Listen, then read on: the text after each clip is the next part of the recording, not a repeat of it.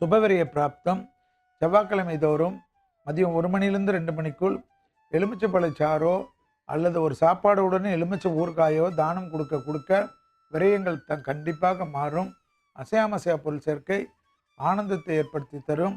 கொடுத்த வாக்கை குடும்பத்திலும் வெளிவட்டாரத்திலும் காப்பாற்றக்கூடிய இனிமையான சூழ்நிலை. தாய்வழி உறவு, தந்தை வழி உறவுடன் இருந்த மன வருத்தங்கள், பார்க்க முடியலையே என்ற கஷ்டங்கள் எல்லாம் தீரக்கூடிய அமைப்பு. தொலைதூரத்திலிருந்து நல்ல செய்திகள் வருவது. பிள்ளைகளுடைய விஷயத்தில் பூத கண்ணாடி ஆராய்ச்சி கூடாது.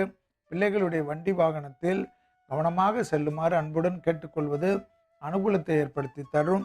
கண்டிப்பாக அபிராமந்ததி படிப்பதோ கேட்பதோ ஏற்றத்தை ஏற்படுத்தி கொடுக்கும் என்பதை தனுசு ராசிக்காரர்கள் ஞாபகத்தில் வைத்து கொள்ள வேண்டும். கோவிந்த நாமாவளி, பெருமாள் வழிபாடு, பெருமாளுக்கு வெண்தாமரை கொடுப்பது, பெரிய வெண்மலர்களை கொடுப்பது, பசுநெய்யை கொடுப்பது, கற்கண்டு முந்திரிகளை கொடுப்பதெல்லாம் உங்களுக்கு சிறந்த பரிகாரமாக காணப்படுகிறது. தனுசு ராசிக்காரர்களுக்கு தொழில், உத்தியோகம், வியாபாரம், படிப்பு சம்பந்தப்பட்ட ஏற்றங்களுக்கு குறைவு இருக்காது. எல்லா விதத்திலும் அனுகூலங்கள் காணப்படும். அகோரமூர்த்தி கவசம் என்று இருக்கும்.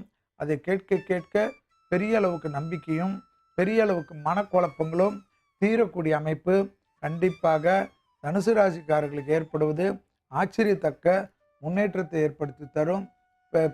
எந்தவித பயணங்கள் வந்தாலும் எடுத்துக்கொள்ளக்கூடிய தனுசு ராசிக்காரர்கள் ஏற்றங்கள் பெறுவார்கள்.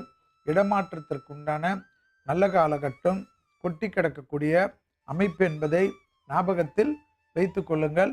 எந்த மாற்றமும் தனுசுக்கு ஏற்றமே.